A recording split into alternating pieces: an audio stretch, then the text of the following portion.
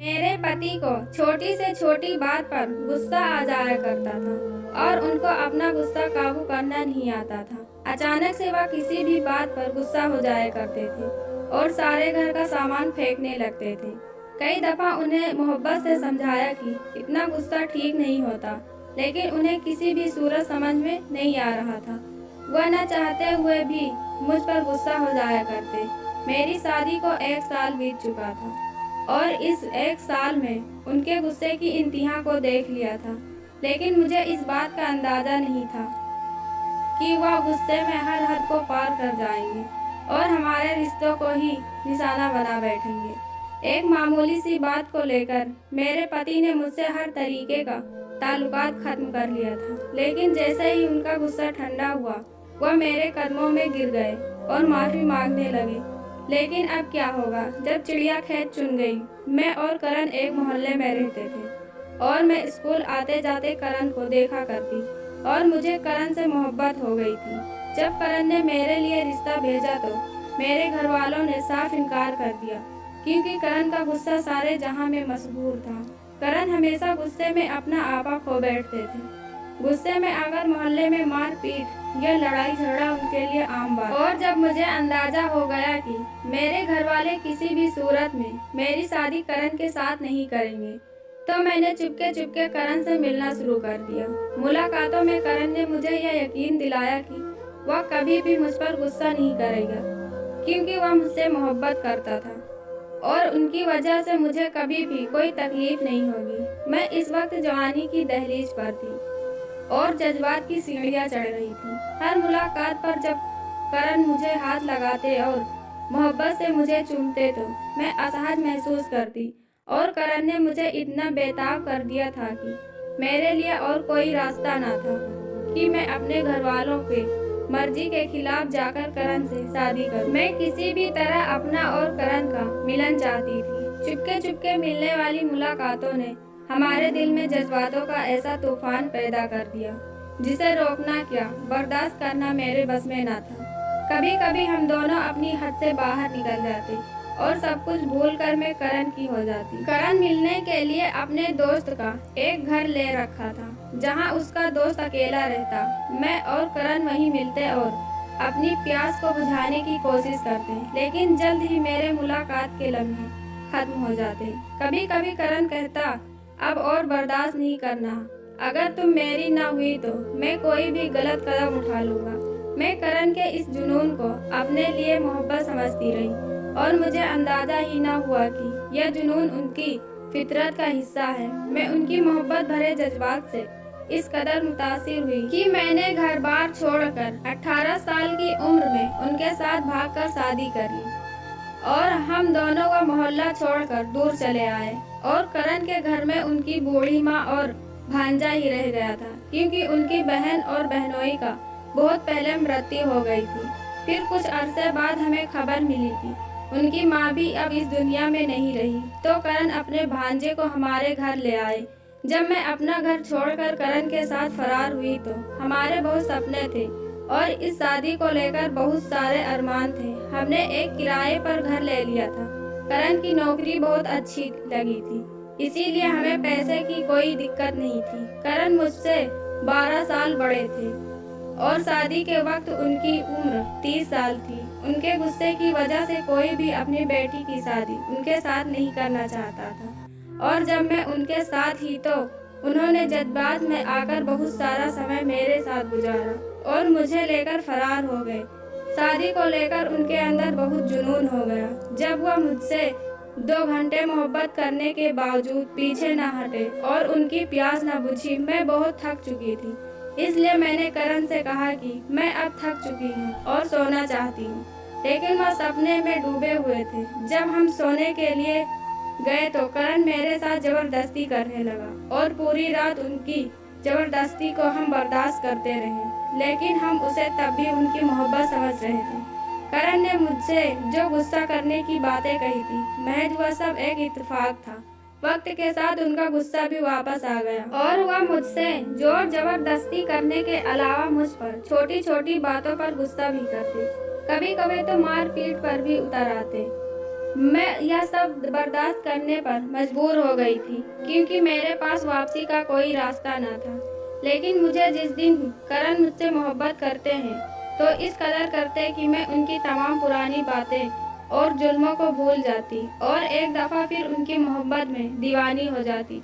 जिंदगी इसी तरह चलती रही, लेकिन जब हमें पता चला कि करण की माँ का इंतकाल हो गया है और करण का यतीम भांजा अकेला रह गया है, करण खुद जाकर अपने भांजे को सोनू को हमारे साथ ले आए।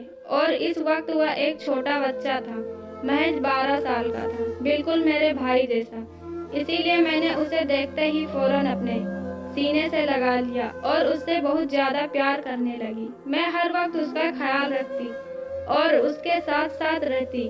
सोनू को पढ़ाने की भी जिम्मेदारी मैंने ली थी क्योंकि मेरे पास घर के थोड़े बहुत कुछ ही काम हुआ करते थे और बाकी फ्री टाइम रहती। सोनू के घर आने से मेरा दिल लग गया था और मुझे करण के गुस्से से भी निजात मिलने लगी थी क्योंकि सोनू की मौजूदगी में करण मुझसे मारपीट ना करते। छोटी छोटी बातों पर गुस्सा हो जाना अभी भी उनकी आदत थी। सोनू भी बचपन से ही करण के इस रवैये से वाकिफ थे, इसीलिए यह बात उसके लिए नई नहीं थी।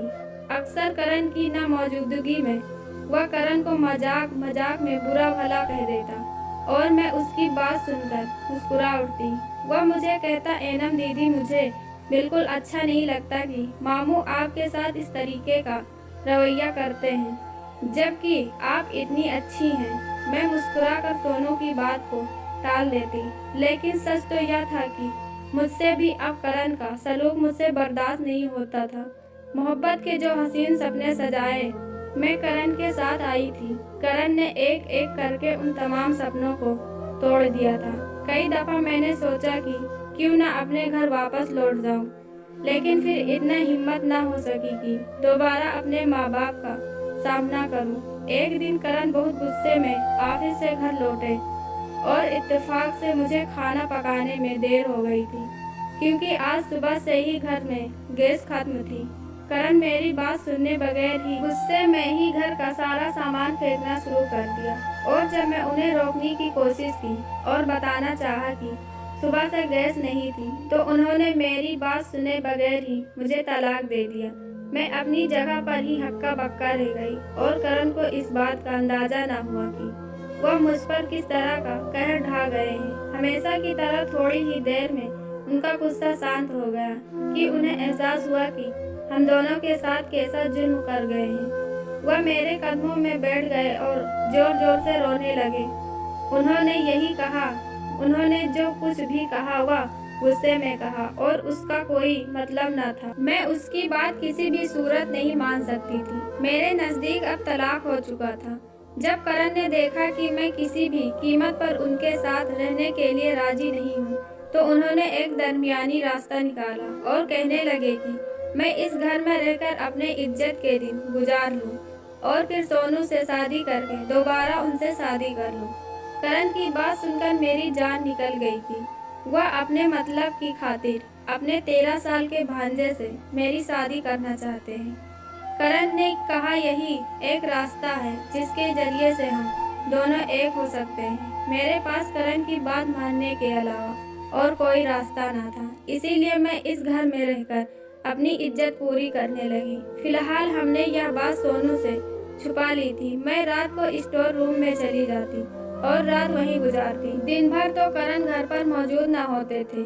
शुरू में सोनू तो बहुत हैरान हुआ कि मैं इसके रूम में क्यों सोने लगी हूँ, लेकिन फिर मैंने यह बात कहकर खत्म कर दी कि उसके मामू मुझसे नाराज हैं और वह मुझे अपने कमरे में नहीं रखना चाहते। दिन बहुत जल्दी से पर लगाकर उड़ रहे थे। करण से मेरी जुदाई बर्दाश्त न हो रही थी। कई दफा वह मुझसे बात करने की भी कोशिश की, लेकिन मैं हर दफा उनसे मुंह फेर लेती थी। इस वक्त वह एक गैर मर्द के सिवा कुछ और न थे। सोनू ने भी इंटरनेट के जरिए कोई भी नौकरी ढूंढ ली थी और वह पढ़ाई के साथ साथ ही खाली वक्त में इंटरनेट में मसरूफ रहता। मैं जब भी उसे कहती कि इस वक्त काम करने की क्या जरूरत आ गई है तो मुस्कुराकर कहता कि वह हमेशा मेरे और मामू के सहारे पर जिंदगी नहीं गुजार सकता और वह जल्द ही अपनी जिंदगी आगे बढ़ाना चाहता है। मुझे सोनू को देखकर बहुत ही खुशी महसूस होती। वह एक सुलझा हुआ और समझदार लड़का था। उस दिन सोनू को बैठा कर करण ने बहुत मोहब्बत से सारी बात बताई, जिसे सुनकर सोनू परेशान हो गया। उसे यकीन ही नहीं हो रहा था कि करण ने उसे तलाक दे दिया है, लेकिन फिर उसे समझ आ गया कि मैं इतने अरसे से स्टोर रूम में क्यों रातें गुजार रही हूँ। और जब करण ने सोनू से यह बताया कि वह क्या चाहता है, तो सोनू बिल्कुल हक्का बक्का रह गया और कहने लगा कि यह कैसे मुमकिन है कि मैं अपनी मामी से शादी कर लूं। करण ने कहा, शादी करने का एक ही रास्ता है कि तुम एनम को एक रात के लिए शादी कर लो, फिर तुम भले ही उसे अगले दिन छोड़ देना। यह बात हम तीनों के अलावा और किसी को भी मालूम न होगी और हमारा भरम रह जाएगा। और फिर एक बार एनम से हमारी शादी हो गई। सोनू ने एक नज़र मुझ पर डाली, जो इन दोनों के बीच हो रही बातों के दरमियान खामोश आंसू बहा रही थी। सोनू को मालूम न था कि मेरे आगे पीछे कोई नहीं और मैं एक बेसहारा औरत हूँ। अगर सोनू इस शादी के लिए राजी नहीं होगा तो मैं दर दर भटकती रहूंगी। थोड़ी देर सोचने के बाद सोनू ने हाँ कर दिया और करण ने बुलाकर एक पंडित को चुपचाप मेरी शादी करा दी। जिस तरह मेरे और करण के तलाक की खबर किसी को न थी, उसी तरह मेरे और सोनू की शादी की भी खबर किसी को न थी। यूं भी हम तीनों के अलावा और कोई नहीं था। मेरे और सोनू की शादी हो जाने के बाद करण यह कहकर घर से चले गए कि वह सुबह में घर आएंगे और उनके आने से पहले सोनू उन्हें तलाक दे देगा। मैं थकी हारी स्टोर रूम में बैठी थी जब सोनू मेरे पास चला आया और कहने लगा कि आप चलकर हमारे कमरे में आराम कर लें। पहले तो मैं सोनू को मना करती रही, लेकिन जब वह ना माना तो मैं उसके साथ इस कमरे में चली आई और आंखें बंद करके सोनू के लिए लेट गई। और मुझे सोए हुए भी थोड़ा ही वक्त गुजरा था कि मेरे ऊपर किसी के हाथ का एहसास हुआ। यकीनन वह सोनू ही था। जब मैंने उसकी तरफ पलट कर देखा तो वह मेरे साथ ही सोया हुआ था। अक्सर मैं और सोनू एक साथ लेटकर बातें करते थे, लेकिन आज हम दोनों का रिश्ता बदल चुका था। इसीलिए मैं उसके साथ एक ही बिस्तर पर लेटकर बहुत अच्छा महसूस कर रही थी। सोनू धीरे धीरे मेरे जिस्म पर उंगलियां चलाने लगा और मैं उठ पड़ी, लेकिन सोनू ने दोबारा मुझे अपने बराबर पर लिटा लिया और आहिस्ता आहिस्ता मेरे करीब हो गया। उसकी गरम गरम सांसें मुझे महसूस हो रही थी और मेरी सांसें रुकने लगी थी। सोनू धीरे धीरे मेरे कान में कह रहा था, कहने लगा, आप क्या चाहती हैं? मैं इस वक्त सोनू मुझे एक 13 साल का बच्चा नहीं, पूरा मर्द लग रहा था। सोनू की हाइट बहुत अच्छी थी और माँ बाप की गैर मौजूदगी में उसे वक्त से पहले ही जिम्मेदार और अच्छा बना दिया था। सोनू के सवाल पर मैंने उसकी आंखों में देखा तो वह कहने लगा, क्या आप चाहती हैं कि मैं सुबह उठकर आपको तलाक दे दूं? न जाने क्यों सोनू की बातों पर मेरी आंखें भीगने लगी। मैंने कोई जवाब न दिया। सोनू ने मुझे अपने गले से लगा लिया और धीरे धीरे मेरी दोनों आंखों को चूमने लगा। उसके दोनों हाथ मेरे जिस्म पर रेंग रहे थे और मैं अपना आपा होती जा रही थी। मेरे और सोनू के बीच आहिस्ता आहिस्ता दूरियां मिटती चली गई और मैं उसके साथ ताल्लुक कायम कर बैठी। मुझे बिल्कुल ऐसी उम्मीद न थी कि मैं एक 13 साल बच्चे के साथ, सोनू बच्चा नहीं था, वह पूरा जवान हो चुका था, जिसने मेरे जज्बात को ऐसे खुशी पहचानी थी जो कभी करण भी ना दे सके। करण मुझसे शायद बहुत बड़े थे, इसीलिए वैसा नहीं हो पाया जो सोनू के साथ अच्छा लगा। जैसा आज की रात सोनू के साथ हुई, जैसे सुबह होते ही मैं सोनू से नजरें चुराते हुए उससे बचकर निकलने लगी। सोनू मेरा हाथ पकड़कर रोक लिया और कहने लगा, उसने मेरा हाथ छोड़ने के लिए नहीं था, न बल्कि वह जिंदगी भर मेरा साथ निभाना चाहता है। सोनू की बात ने मुझे चौंका कर रख दिया। वो कह रहा था कि करण की तरह वह खुदगर्ज नहीं है और मेरे जज्बात का मजाक नहीं बनाना चाहता। सोनू कह रहा था कि जिस तरह से करण ने उसे गुस्से में तलाक दिया, वह दोबारा भी यही सब कुछ कर सकते हैं, क्योंकि उनका अपने गुस्से पर कोई काबू नहीं। दरअसल एक सहमी मरीज है। सोनू कह रहा था वह मेरा साथ पाकर बहुत खुश है और उसे मैं हर तरह से बहुत अच्छी लगती हूँ, इसीलिए वह मुझे छोड़ना नहीं चाहता। अपनी बात पूरी करके वह मेरे आंखों में झांकने लगा। उसे मेरे जवाब का इंतजार था।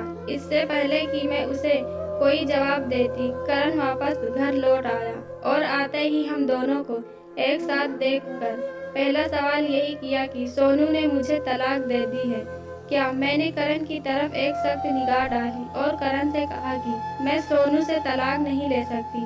मैं और सोनू पूरी जिंदगी साथ गुजारना चाहते हैं और हम दोनों ने कल रात एक दूसरे को मुकम्मल कर दिया है और अब हम एक साथ दोनों बहुत खुश हैं। मेरी बात सुनकर करण सोनू की तरफ बढ़े। इससे पहले वह सोनू को मारते मैंने उनसे साफ साफ कह दिया कि मैं पुलिस में उनके खिलाफ कार्रवाई करूंगी। सोनू के साथ ने मुझे मजबूत बना दिया था। भले ही वह 13 साल का था लेकिन अब मेरा पति था। मैंने करण को आईना दिखा दिया और सोनू के साथ उस घर को छोड़ दिया। करण ने हम दोनों को बहुत बुरा भला कहा और बहुत हंगामा किया। वह मुझे हमारी मोहब्बत याद दिलाने लगे लेकिन अब मेरे दिल में उनके लिए कोई जज्बात न थी। हम दोनों वहां से निकल गए थे। करण वहां अकेले रह गए थे और कुछ अरसे बाद हमें खबर मिली कि करण ने अपने ऑफिस से गुस्से में किसी आदमी का कत्ल कर दिया। अब वह जेल की सलाखों के पीछे है। अपने माँ बाप की मर्जी के खिलाफ जो मैंने कदम उठाया था उसकी सजा मुझे मिल गई थी। अब आने वाली जिंदगी मुझे सोनू के साथ गुजारनी थी। वीडियो अच्छी लगी तो लाइक कमेंट और सब्सक्राइब करें। धन्यवाद।